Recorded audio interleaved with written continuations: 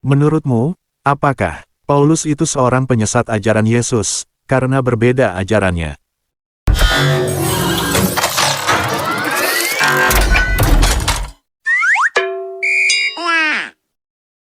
Pertanyaan ini sangat penting, dan telah menjadi perdebatan panjang, baik di kalangan umat Kristen, maupun di luar Kristen, termasuk dari perspektif Islam. Sekarang mari kita lihat, dan kita bahas, dari beberapa sudut pandang. Pertama kita bahas pandangan dari perspektif Islam. Dari sudut pandang Islam, Yesus, atau Nabi Isa diakui sebagai Nabi, dan Rasul Allah, yang datang, untuk menyeru kepada Tauhid, atau mengajarkan untuk menyembah, hanya kepada Allah yang esa, bukan untuk membawa konsep ketuhanan dirinya. Sedangkan Paulus sendiri, dalam ajaran Kristen, dikenal sebagai orang yang sangat berpengaruh dalam penyebaran kekristenan, setelah kepergian Yesus.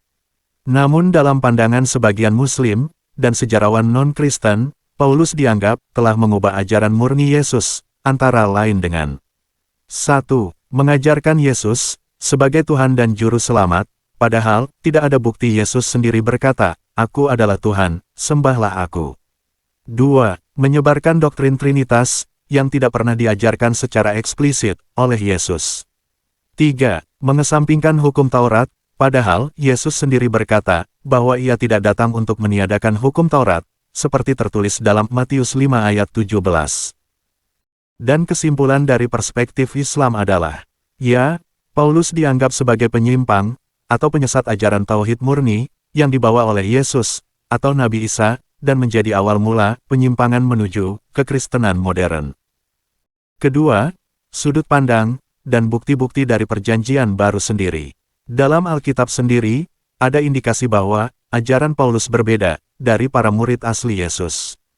Dalam Galatia 1 ayat 12, Paulus berkata, "Sebab aku menerimanya bukan dari manusia, tetapi dari wahyu Yesus Kristus." Ia tidak berguru pada murid-murid Yesus langsung seperti Petrus, Yakobus, dan lain-lain, tapi mengklaim mendapat wahyu langsung. Ini menjadi pertanyaan, siapa yang memverifikasi wahyu Paulus? Dalam Kisah Para Rasul 21 ayat 20-21, orang-orang Kristen Yahudi di Yerusalem menuduh Paulus mengajarkan hal yang bertentangan dengan hukum Musa. Ini menunjukkan adanya konflik ajaran antara Paulus dan komunitas Kristen awal yang masih setia kepada Taurat. 3. Pandangan dari Kristen, arus utama.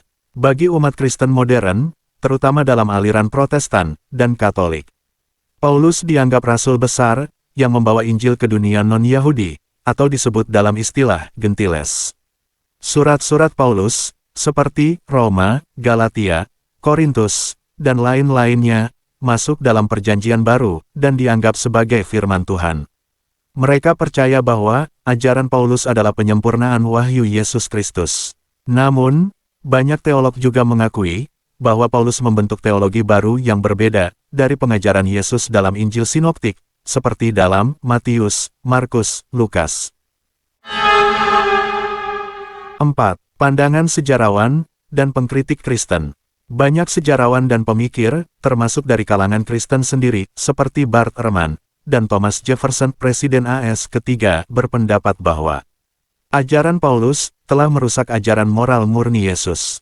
Jefferson bahkan membuat Injil versi sendiri, tanpa tulisan Paulus, hanya ajaran etika Yesus, tanpa memasukkan tulisan-tulisan Paulus. Jadi kesimpulannya, apakah Paulus seorang penyesat? Dari perspektif Islam, dan banyak sejarawan, iya, karena ia mengubah ajaran Tauhid, menjadi teologi Trinitas dan doktrin penebusan dosa.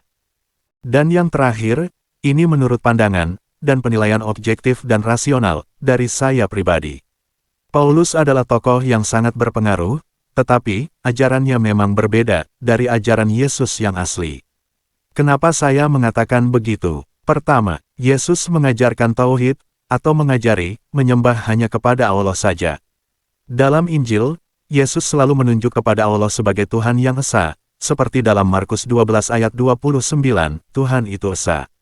Yesus menyuruh beribadah, hanya kepada Allah, dan tidak pernah menyuruh menyembah dirinya sendiri. Ini konsisten dengan ajaran para nabi sebelumnya, seperti Musa, Abraham, dan nabi lainnya. 2. Paulus muncul setelah Yesus pergi, tanpa menjadi murid Yesus langsung. Paulus tidak pernah bertemu Yesus secara langsung, semasa hidup Yesus. Ia bahkan awalnya adalah penganiaya umat Kristen awal, lalu mendadak mengaku mendapat penglihatan Yesus dan menjadi rasul. Secara sejarah, ini sangat rentan terhadap manipulasi, karena tidak diverifikasi oleh saksi mata atau murid-murid asli Yesus.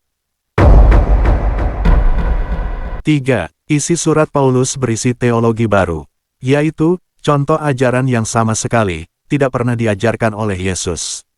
Seperti contohnya, manusia berdosa sejak lahir, atau dikenal dengan istilah doktrin dosa waris, dari Paulus, yang tertulis dalam Roma 5 ayat 12. Yesus mati menebus dosa semua manusia, kata Paulus, bukan dari mulut Yesus sendiri melainkan ajaran baru dari Paulus.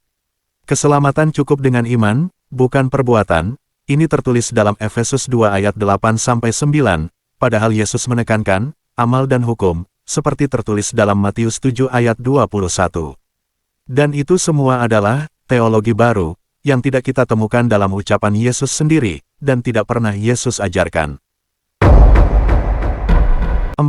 Ajaran Paulus justru berkonflik dengan murid Yesus sendiri. Ini bisa kita lihat buktinya dalam Galatia 2, Paulus bahkan berselisih dengan Petrus murid utama Yesus karena perbedaan soal hukum Taurat. Jadi, secara logika, kalau Paulus memang melanjutkan ajaran Yesus, kenapa ia tidak sejalan dengan murid Yesus? Jadi, kesimpulan saya, ya, Paulus adalah pengubah ajaran Yesus. Ia bukan sekadar penafsir, tapi penyusun ulang doktrin kekristenan, sesuai penglihatannya sendiri. Bahkan, kalau dilihat dari sisi sejarah, ajaran Paulus lebih mirip filsafat Yunani dan mistisisme Romawi ketimbang ajaran nabi-nabi Bani Israel.